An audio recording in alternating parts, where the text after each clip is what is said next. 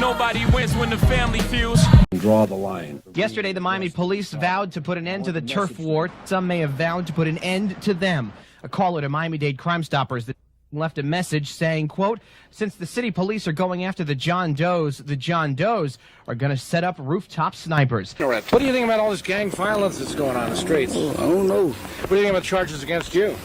I don't know what charges against me. They didn't tell you the charges against you? No. Hard to believe, man. FBI usually does that. That's the law. They didn't tell you what you charged No. with? You know Lil Bo? What do you think of Lil Bo? I don't know him, man. You don't know Lil Bo? No. Are you in the John Does? What do they want? Who is that? What that John is? Doe gang. You know what it is. I know what that is. Are you a that gang is? member, sir? No. Where'd you get the teeth? Yes, there's been some shooting on Northwest 70th Street and 15th Avenue. What happened? Somebody just got shot up. I did it? But my sister got shot too. How many shots have you heard? I heard about 15 shots. I hit the floor when I heard the noise. Then I hear a lot of yelling outside now. Failed, police say, is a fallen angel of the well-known gang, the John Does. After leaving that gang and creating his own several months ago, police say, Fail's girlfriend, Angel Bennett Wilson, was murdered as retaliation. Hello? What's up, Mike? How you doing? Good afternoon. Good, Trev. How are you? A one-time leader of the John Does, Travis Galashaw. Mind you, Travis Galashaw pled guilty to conspiracy to murder a prosecutor. Now, we just got to keep everybody alive and going until then. Family, this week, a man from Miami, Florida, who was sentenced to life in prison, just received confirmation from his attorney and a judge he's soon to be a free man. Now, this is a man who was arrested 10 years ago for a botched hit. Turns out, he was included to be responsible for a young girl in middle school who lost her life, which we'll later discuss. But little did that man know, who was sentenced to life a decade ago, as we just mentioned, the state attorney and the prosecutor at the time had already made a deal with the devil. The man who put him on that hit from jail, fam, that was the same man who told on him. A man who's considered by his body count a Sir UK. A gang leader who been responsible for bodies to drop as a free man and while incarcerated.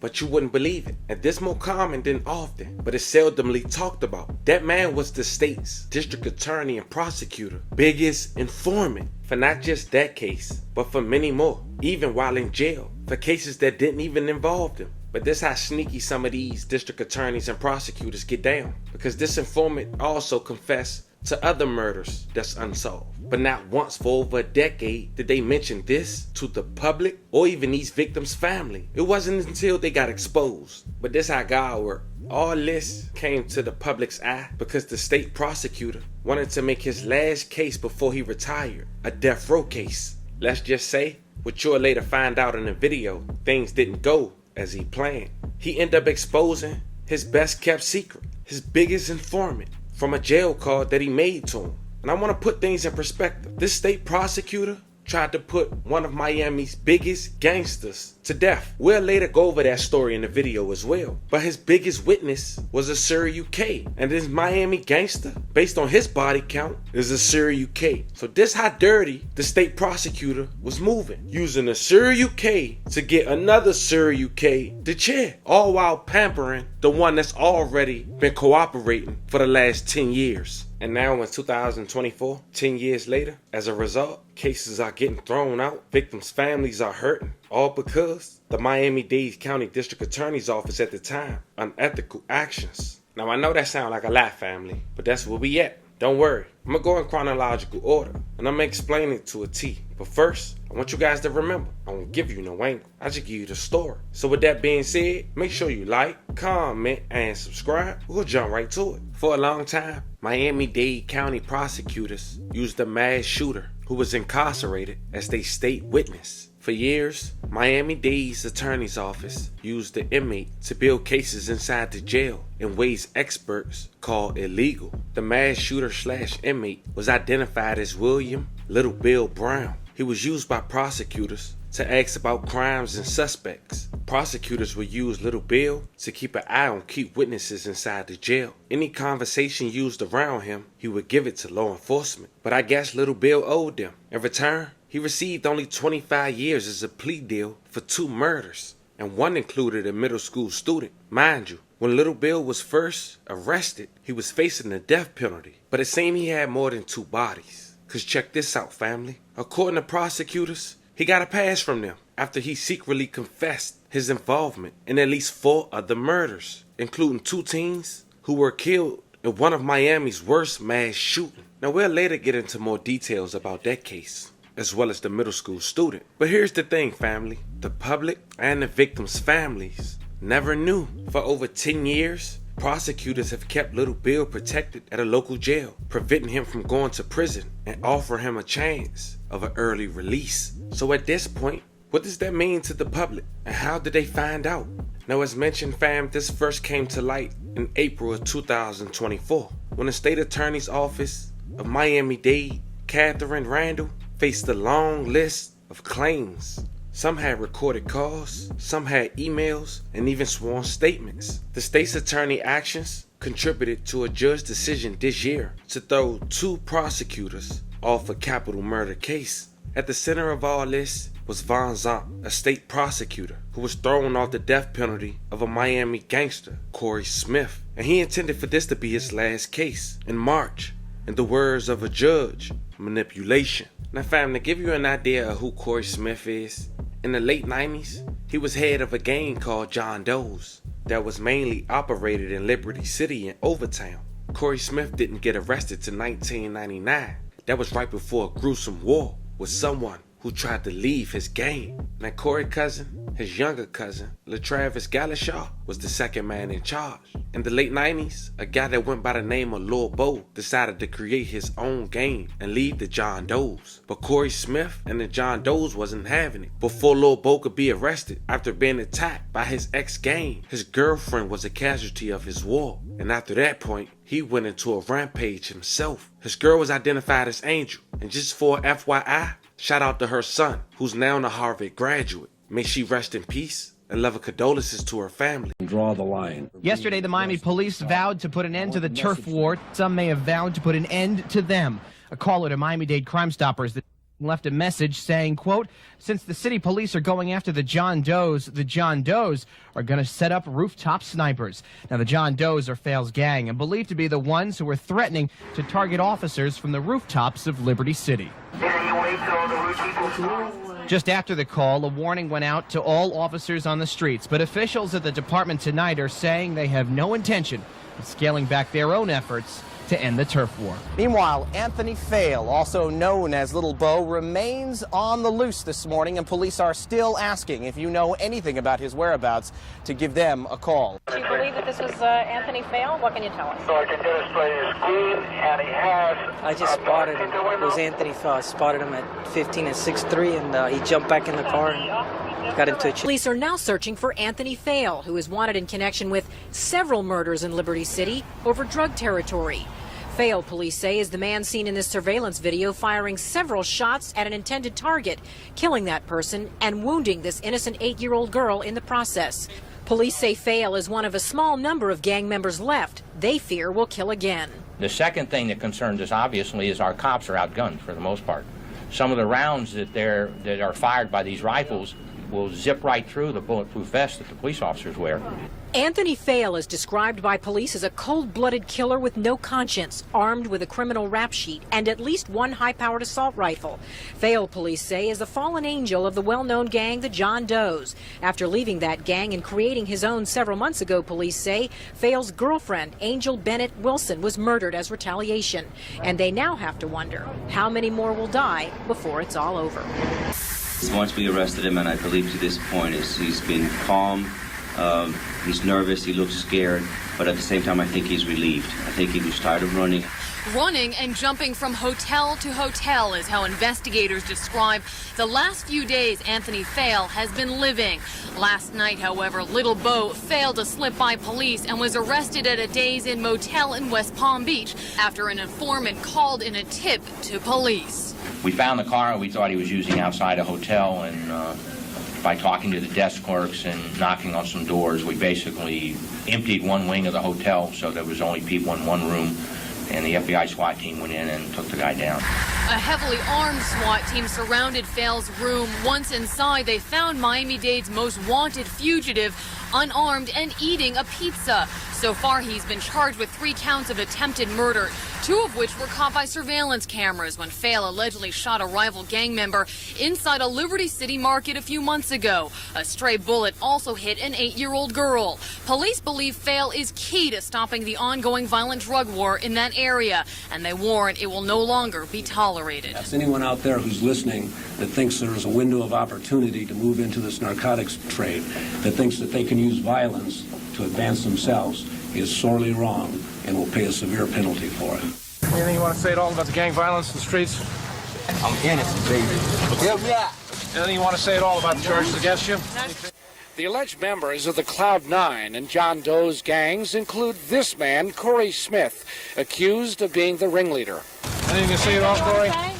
Authorities say the John Doe's gang members were violent cocaine suppliers for Liberty City, a gang that Anthony Lil Bo tried to take control of with a splinter gang. They include gang First Lieutenant Travis Galashaw. Galashaw and the others now face stiff federal charges because of a federal Safe Street initiative that targets violent gangs.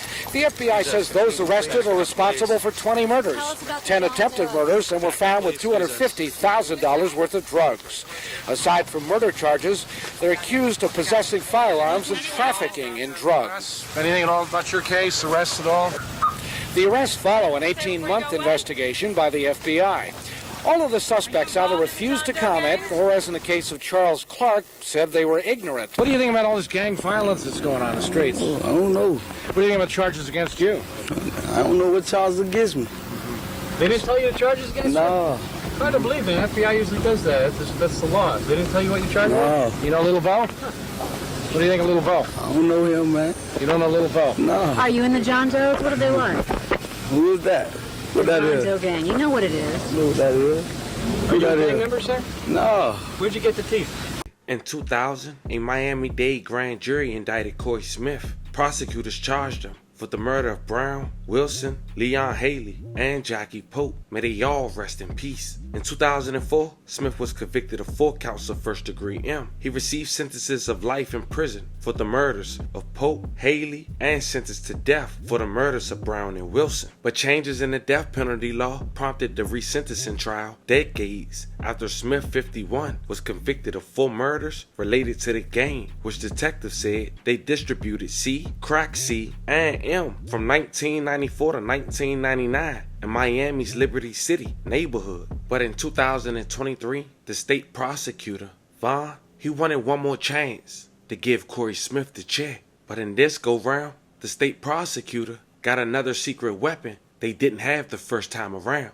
Lil Bill, their biggest informant, who had nothing to do with this case, to make sure Corey Smith get the check. But the things he said on a recorded jail phone call was unethical, and those things came to light early 2024. In return, Corey Smith, his trial has stopped. Prosecutor, he was let off the case. No real punishment. He retired and resigned and be able to get his retirement. And that's for Corey Smith. Well, he didn't have to get the chair. On 6, hear what a judge called the smoking gun phone call between a longtime prosecutor and a convicted killer. It's a call that has shaken the Miami-Dade State Attorney's Office and put a death penalty conviction in jeopardy. NBC6 investigator Tony Pipitone obtained the recording the judge found that supported the removal of 3 prosecutors from that case. Only one of them is still working for the Miami-Dade State Attorney. The others resigned, one just hours after the order disqualifying him came down. The disqualifications are stunning in many ways, but none more so than the judge finding that reasonable minds could conclude one of those prosecutors sent a cryptic message to a convicted killer to eliminate a witness. For much of the 1990s, a violent drug gang, dubbed the John Does, wreaked havoc in Liberty City and beyond, killing witnesses and rivals until police shut them down. In 2000, this now former prosecutor, Michael Van Zonft, worked to indict the John Does, including Corey Smith, who was sentenced to death in 2005 for 2 murders. Since the jury was not unanimous for death, Van Zonft was back before Miami-Dade Circuit Judge Andrea Ricker-Wolfson, seeking death again at resentencing. Here arguing in 2022, I am dealing in a capital case where all of a sudden documents are being filed by the defense. Corey Smith's death sentences would cap Von Zomp's 40-year legal career. He did, in fact, end his career with Corey Smith, but just not the way he had envisioned. That's because Smith's latest attorneys uncovered this. An August 2022 jail call to Von Zompt from a murderer. Hello? What's up, Mike? How you doing? Good afternoon. Good, Trav. How are you? A one-time leader of the John Does, LaTravis Galashaw. Mind you, LaTravis Galashaw pled guilty to conspiracy to murder a prosecutor. Now, we just got to keep everybody alive and going until then. Witnesses against Smith, including an eager Galashaw, but also others who were giving Von Zompt problems. I'm trying to figure out who I want to use to testify that testified before that's not, going to be crazy and with us. You got to understand about the Black Widow now. She's some cold man. The Black Widow is Trisha Jeter, Smith's former girlfriend. She gave full and complete testimony in the last trial. Yeah. If I call her and she refuses, then I will find a way to make her unavailable, and then I can read her whole testimony. Read it to a new jury. You would want to do that? No, I don't want to do it. I'd rather she testified and did a good job. But can I count on it? No. Judge Wolfson found that reckless and supportive of Jeter's testimony last month. She had developed a fear or concern that Michael Von Zompt would prefer her to be dead. The judge wrote, the court does not believe that Mr. Von Zompt was sending a cryptic message to Mr. Galashaw to eliminate Ms. Jeter.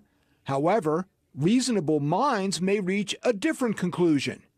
For that and other reasons, Judge Wolfson took the rare step of kicking prosecutors off the case, none of whom have responded to our request for comment. Now, fam, once Lil Bill told prosecutors not to trust one of their key witnesses, calling him an asshole, they laughed and quoted, "That's why we love you, Bill." Little Bill is now 33 years old and been incarcerated since 2014. In 2014, American Eagle was a popular brand that was also the name of the gang that Little Bill was associated with. In January of 2010, Little Bill was in jail for first degree for gunning down a 19-year-old man who go by the name of Bernard Bear Moore. Lil Bill once told a friend that he shot Bernard Moore like 17 times in the face. A survivor who was also shot in the back identified Lil Bill as the shooter. Once arrested, Lil Bill activities didn't stop. The gang leader ordered his gang to keep the war going against their rival gang. But during that hit to take out the leader, the hit went wrong and stole the life of an 8th grader, Sabrina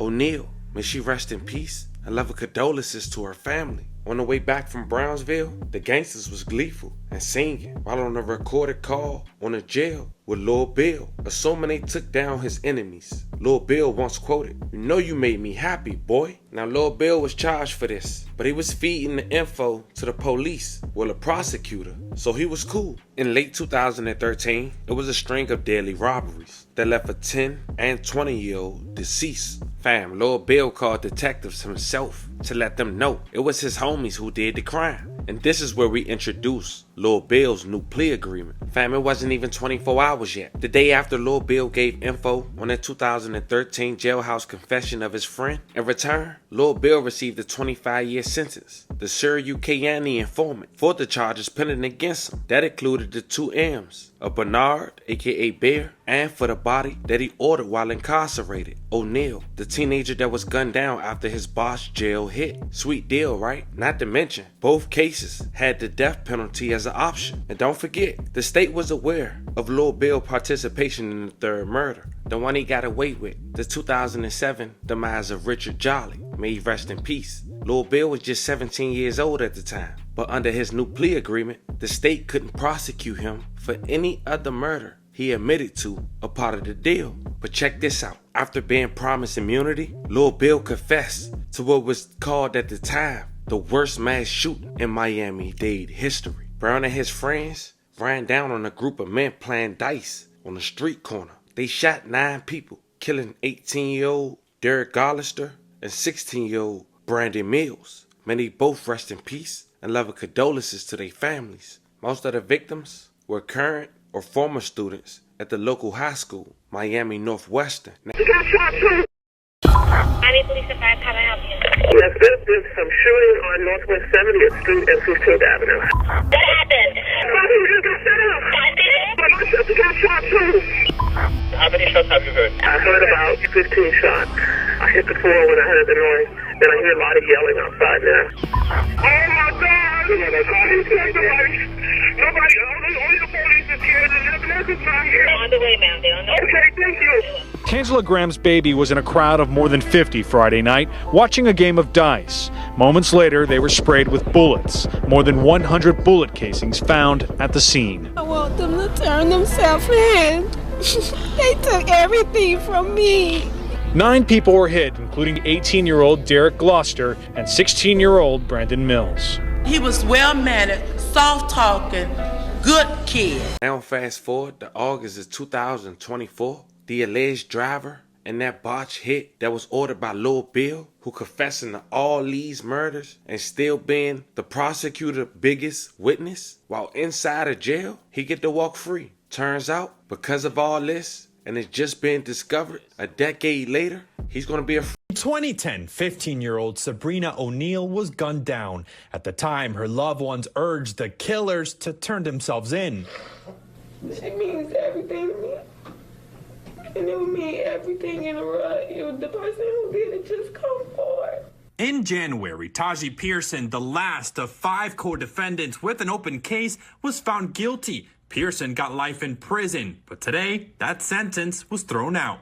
We could not confirm that it was turned over to the defense. At any point in the 11-year history of the case? No, Judge. It does not appear to have been turned over.